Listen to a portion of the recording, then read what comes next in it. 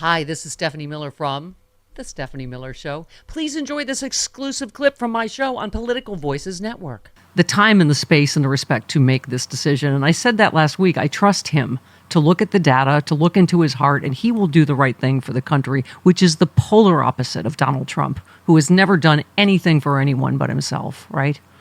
Right. Yeah. Trump broke the law to cling to power, Right. and gets huge donations from American oligarchs to do so. And then we have Joe Biden, who not only refused to take advantage of the new immunity granted him by the Supreme Court, but also was willing to. I feel like Kamala might be making some plans for that. I feel like a prosecutor might have some thoughts. No, yeah, and I think it's great that the Republicans are all, first of all, they're scared. Yeah. But they're very upset that Biden stepping aside is illegal. And I just need to remind them, I'm sorry, but he's the sitting president and he's got immunity for official acts. So, no, it's not illegal, but even if he thought it was. Yeah. So, I mean, Allison, as you sort of said, this has just been felt like an endless, exhausting, chaotic, however many years since he came down that escalator. So, but I have to say, looking at the happy clap, because you and I both sell hopium, we run through fields of hopium together. I do think this is like the best case scenario if you're looking at the long game, is that he is defeated again resoundingly and by a black woman prosecutor. And then he goes to prison. Because these other cases don't go away, Allison, as you and I have talked about. He may have succeeded in making sure they don't happen before the election, but he is still a 34-count convicted felon and rapist. And these other trials, Neil Katyal had an analysis that, I wouldn't rule out entirely that Judge Cannon could get removed over this latest ridiculous ruling. What do you think? I don't know. We'll have to see what Jack Smith does. I'm assuming the next step in the process will be that he'll hopefully ask for an expedited appeal. Yeah. Donald Trump will argue against that, obviously. But You think? I know he's going to appeal the decision, but we'll know very soon whether or not he will ask for her to be removed. And he's got a pretty good case, but the 11th Circuit has got a really high bar for recusal, for judge recusal. Yeah. We'll see.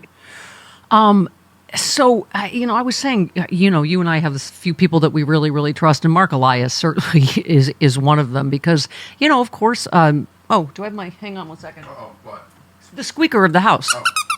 Mike Johnson went on TV and said that, of course they're going to try every level of legal effery to try to cheat. Because they're scared to death, as you say, of Kamala Harris and of all this new Democratic energy and yada, yada. So he said, oh, yeah, we're going to challenge this. I mean, Mark Elias said, I know, I've won 60 suits. They have no basis for this.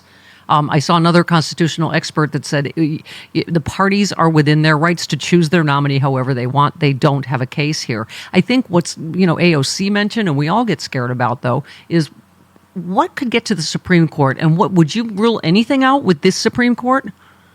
I can't rule anything out with the Supreme Court. I used to think I could, and Right. They proved me wrong multiple times on Chevron, on Roe, on the immunity issue, on affirmative action, like things that we thought were settled law. They just keep hacking everything to shreds, including stare decisis. But yeah, I am very glad Mark Elias is on our side because if anybody can defeat those cases, it's him. Yeah, because I understood that last week. It was one of the things that, you and I both talked about. This is historically suicidal when Democrats have ever done this before, and have lost. I will say this is a pretty unprecedented year, Allison. I mean, you know what? So, we just have to now go. Our president, has done, I think, the most patriotic thing anyone has ever done. And now he has asked us to support his choice and his vice president, Kamala Harris. So now we have to reject the racism and the misogyny and move forward. But, that doesn't mean I actually think fear is a good thing, right? Like Bob Seska always says, don't get happy. I don't want us to get happy, right? No, and we haven't. I think she's up over the $72 million mark as of the middle of the night. When she inherited Biden's war chest, There was $96 million in there. She's almost doubled that in 24 hours. It's incredible. And she's got 156 House Dems and 40-something senators. Like, they're all on board. Yeah. And I'm sure that... And all of the candidates that everybody was like, oh, they're going to run and there's going to be a contested primary, all of those people now have already endorsed her, right? Yes. Although I don't know about the wealthy donors that were threatening to withhold their money if Joe Biden didn't leave. I don't know if they wanted contested convention. Well, F them. Get it or what? I mean, honestly, that $70 million plus is all small donations. Yeah. I made 4. I kept making them like over and over. But you're going to get a Nigerian prince. Okay. Oh, lucky me.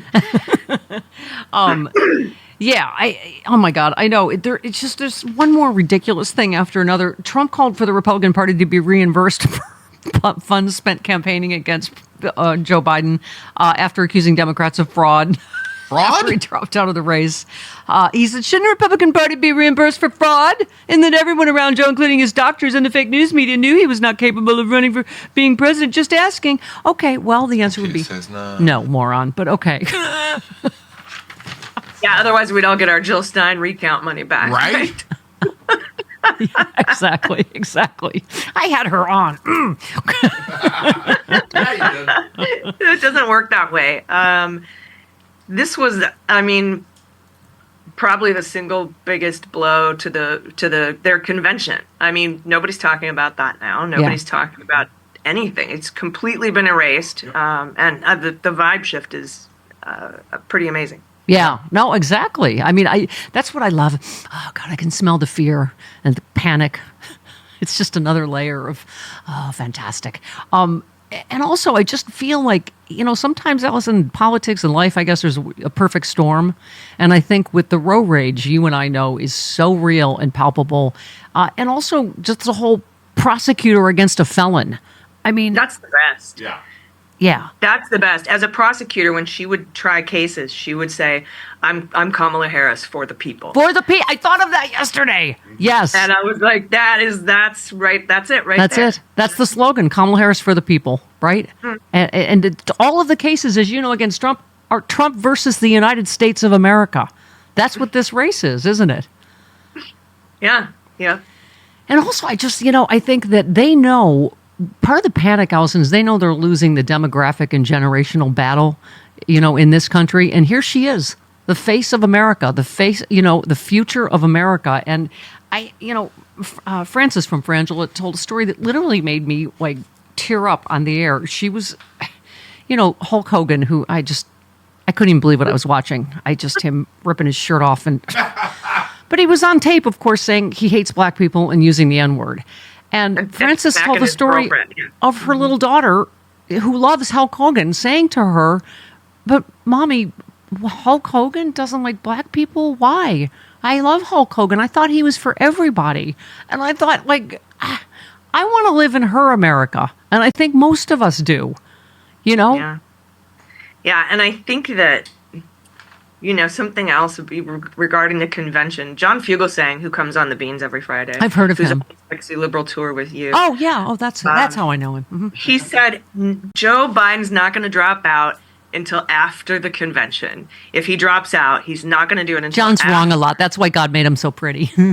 Until after Trump makes his VP pick, because he's not going to let him right. RNC. Sorry. Go ahead. Yeah. Yeah, based on...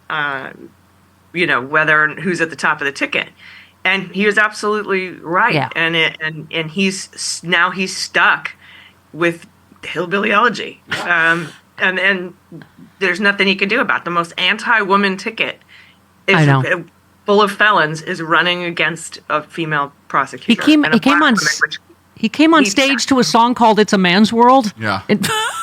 After Roe's been overturned, they have no idea what's coming in November, Allison. And I agree with Allison. I think there was some strategy in the exact time that this was released. Yeah. That Biden decided to drop out. Yeah. There was some strategy there. Well, I was kind of loving the idea of him preempting Trump's speech with the announcement, but since Trump's speech went on, was it 3.5 days? That would have been hard to find a window where he stopped I watched. That was probably part of the calculation. Like, we can't stop a 7-day speech. So we look way Ask too Fidel when over. he's going to be. Oh my God, Allison, I watched the whole thing for America because I'm a better American than most people.